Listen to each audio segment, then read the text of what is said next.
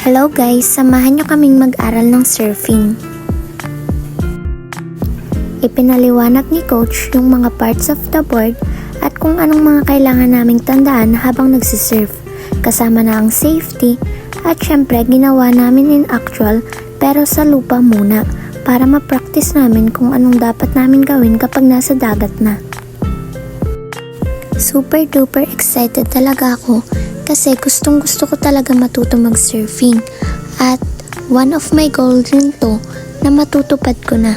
Sobrang excited talaga ako. Talagang kumakabog-kabog yung puso ko, bi.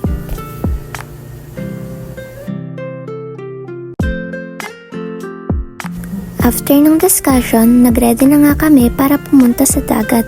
Medyo mabigat pa nga yung surfing board, kaya nahirapan ako sa pagbubuhat ng kaunti. Pero go lang, tumakbo pa nga eh. Ayan, lumusong na nga kami sa dagat para masimulan na namin yung actual surfing. Ito yung unang beses na nakapag-surf ako.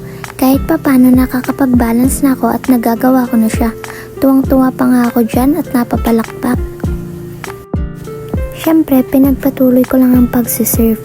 Surf lang ng surf at inaaral ko kung paano mas makakatagal nang nakatayo sa surfing board. Sobrang saya ko talaga kaya kahit may akong napapalubog sa tubig at nalalagyan ng tubig alat yung mata ko, ang haptina niya, hindi ko siya pinapansin, go lang ng go kasi ang saya talaga niya. Sobrang nakaka-enjoy gawin. Kaya guys, itry nyo na talaga to.